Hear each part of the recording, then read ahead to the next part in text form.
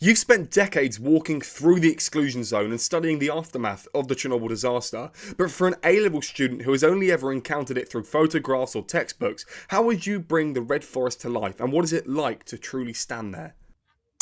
Oh, the Red Forest. So the Red Forest is the area that was most contaminated in the exclusion zone. So the fire, there was an initial explosion during the accident, and then the fire subsequently burnt for 10 days. And so there were various plumes of radioactivity emitted uh, during the accident. The Red Forest is just about a kilometre. It starts about a kilometre away from the Chernobyl site, and it's when the main plume of radioactivity went across and was intercepted by the trees near the plant. So it's in terms of the whole exclusion zone at Chernobyl is about 4,200 square kilometres, so it's enormous. The Red Forest is a smaller area; it's about 10 square kilometres.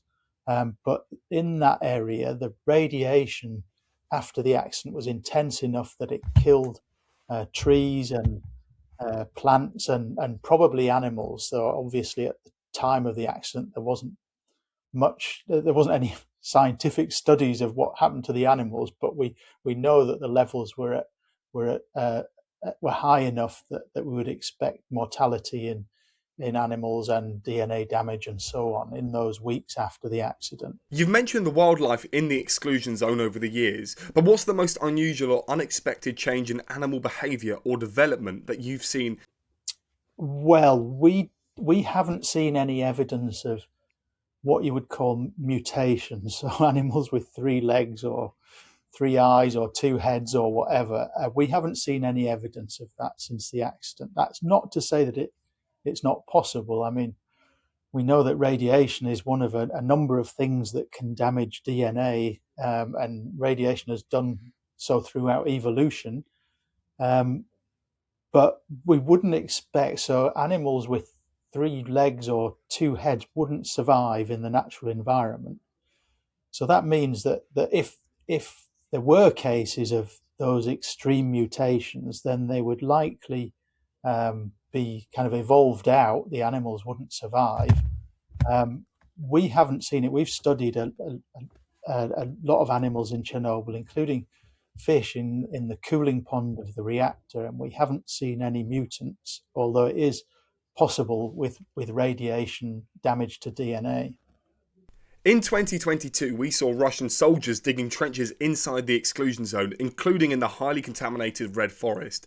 As someone who understands the soil better than most, what was your reaction to this? And did it feel like the shocking repeat of the past mistakes? Well, yes, yes. I wouldn't say that it was, there were reports afterwards of Russian soldiers getting radiation sickness, and that is not credible to me. I've been in the Red Forest and the doses are elevated and even going above the level of the Geiger counter that I had. Um, but so long, if you're there a few hours or a few days, you get a radiation dose that's not insignificant, but it's not anywhere near the level it would take to get radiation sickness, even if you dig into the soil. But of course, it wasn't a sensible thing to do. And I don't think those Russian soldiers were aware of where exactly they were and what the risks were. The Zaporizhia nuclear power plant is the largest nuclear station in Europe. Experts often stress that the safe operations depend on calm, well rested workforces. In a situation of military occupation, how difficult is it to maintain that culture and how much does it increase the risk? There are guidelines for how nuclear plants should be operated, and safety is, of course, or should be, of course, uppermost. And the conditions at Zaporizhia and far from ideal, although it's currently under more or less cold shutdown. So we don't see an immediate danger from Zaporizhia. Chernobyl was kind of under siege, and the Russians soldiers kept the plant operators there for several months until it was liberated under really difficult conditions. So they're supposed to get, time off. They're supposed to get changed I think it's every 2 weeks of personnel, but that didn't happen. And of course, that's not a way to run a nuclear site. Having said that, the key thing about Chernobyl is that it's not an operating nuclear site any longer. So that means there isn't hot spent fuel. There haven't been the reactors. The last reactor at Chernobyl was shut in the year 2000. So by the time of the Russian invasion, all of the used nuclear fuel had kind of cooled down. It's still very radioactive, but not sufficiently to be thermally dangerous. And so the risk from Chernobyl was much less than actually from Zaporizhia, because Zaporizhia was a working nuclear reactor with recent hot spent fuel in the cooling ponds there. Based on your research, how much did the Soviet leadership fear the spread of the bad news after the Chernobyl disaster? And do you believe that the hesitation ultimately contributed to a higher death toll? Yes, but in different ways than we might expect. So the Soviets initially denied the scale of the accident and kept it secret. But once they kind of admitted it to themselves as a system, they did evacuate the town of Pripyat, which is the town next to the plant, and evacuate the exclusion zone very rapidly. So about 36 hours after the accident happened, they began the evacuation and did that very efficiently. Um, but the consequence of the accident, so the main health consequence that we've seen is thyroid cancer, and children in particular are vulnerable to thyroid because the risk is much higher when the thyroid gland is growing. What the Soviets failed to do, and what they should have done, it was known at the time in the nuclear industry, was to stop people eating contaminated products, drinking contaminated milk in those key weeks after the accident when the radiation's highest. So what we know and have done since 1958 is that if there's a radioactive isotope called iodine-131, which is emitted in large quantities during nuclear accidents, but it doesn't stay in the environment very long. It decays away very quickly. But in those first few weeks, you have to prevent people from consuming products contaminated with iodine-131, because we know that the iodine goes into the thyroid gland. It's used to produce a thyroid hormone. So almost any iodine that you consume, whether it's non-radioactive iodine or radioactive iodine-131, almost all of it goes into the thyroid gland. And because the Soviet Union failed to stop people consuming these contaminated products, people, and particularly children, got really high doses of radiation to the thyroid. And that's led to, well, by 2015, that had led to an estimated extra 5,000 cases of thyroid cancer.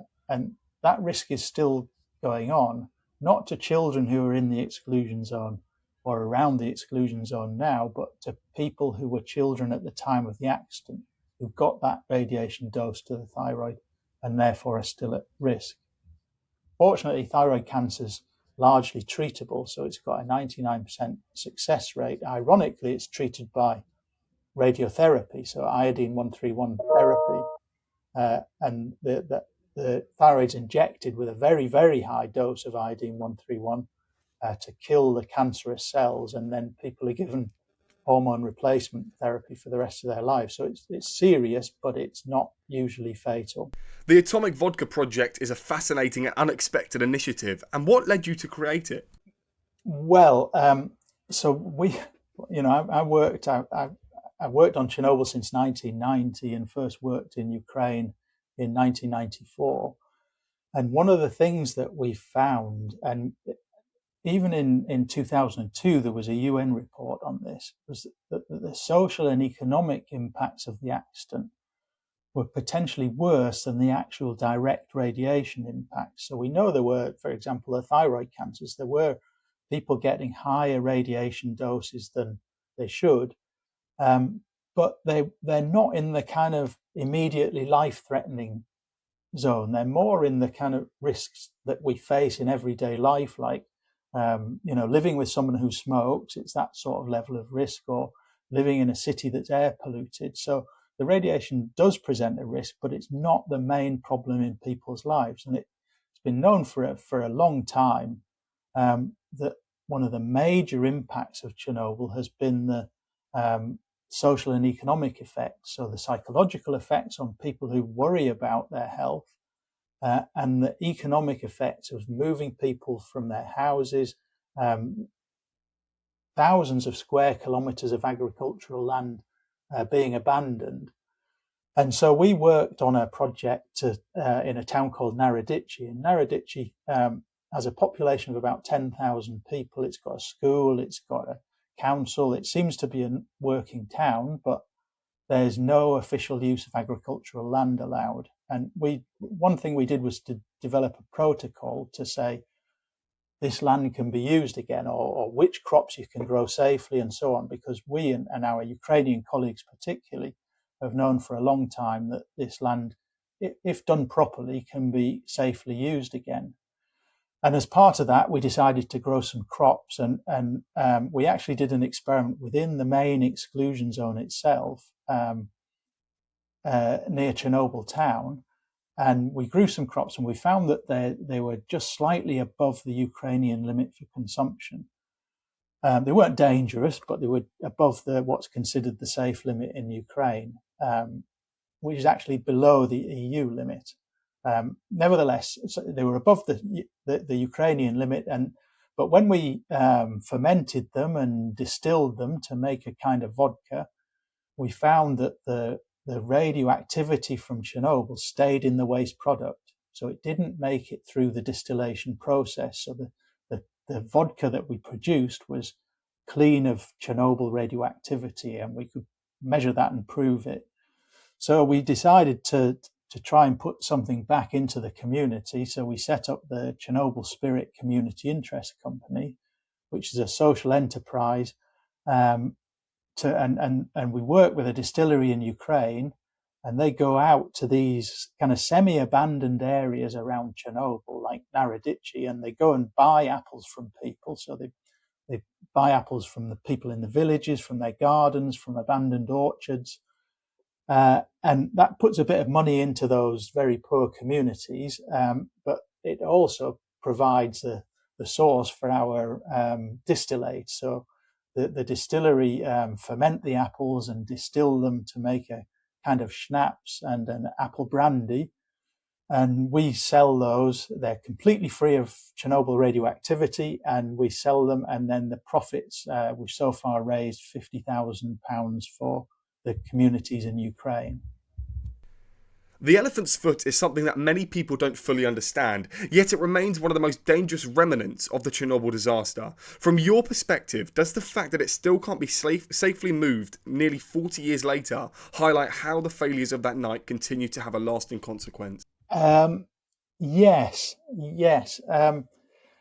It's been very difficult and it is very difficult to decommission a nuclear site when there's been a terrible accident like Chernobyl. And what you refer to as the elephant's foot, the big mass of melted nuclear fuel and core elements, is still there at Chernobyl. And it will take decades, if not centuries, to really get rid of it. I mean, in the end, it's a question of cost and how expensive it is to do the decommissioning. It is doable, and that process had begun before the war in Ukraine. But of course, the war has put a halt to that. So it is a major issue to decommission the Chernobyl nuclear site. How can the elephant's foot actually be removed? Well, so initially the Soviets put a concrete, what they call the sarcophagus, a giant concrete structure over the the destroyed reactor, because the reactor building itself was also destroyed in the explosion. So the Soviets built this giant concrete sarcophagus, and then in 2016, what they call the new safe confinement was commissioned, which is a giant steel structure. If you driving towards the Chernobyl. It's the first thing you see on the horizon because it's so enormous. Apparently, it can fit the Eiffel Tower inside it. And the purpose of that structure was twofold. One was to protect the old Soviet structure, to stop water getting in and filtering through the nuclear fuel. And secondly, it was to begin decommissioning. And so inside it has gantries to begin so that cranes can be added to start removing debris from the accident, and to start chopping up that elephant's foot remotely because it's too radioactive for people to get near, at least for significant times.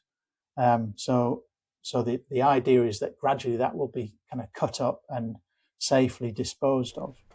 What is one thing about Chernobyl that people don't know? I think there are many things. I think, unfortunately, there's been a lot of misinformation about kind of mutant organisms and exaggerated reports of cancer in the area.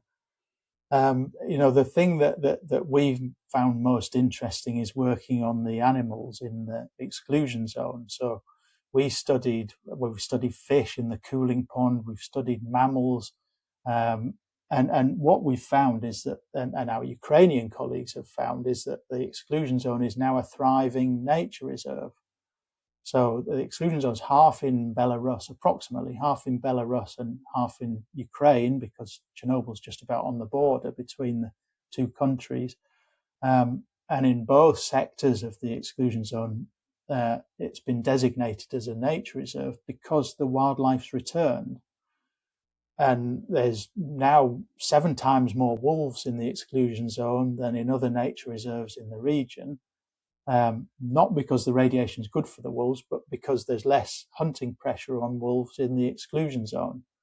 There's 100 species in the Ukrainian sector of the zone that are in the Ukrainian Red Data Book of Rare Species. So it's become an incredibly important nature reserve, not because the radiation's good for the animals. We think there are some subtle signs of DNA damage, but it's not sufficient to affect the populations. And the big impact on the population has been the evacuation of people. So people are no longer doing agriculture there. They're no longer doing forestry. They're no longer hunting, fishing. And so in the absence of the major impact of humans, the wildlife is thriving, even after the world's worst ever nuclear accident. Wow, that's why I love Chernobyl and learning about this so much. Thank you very much, Jim, for joining me. Okay, thank you.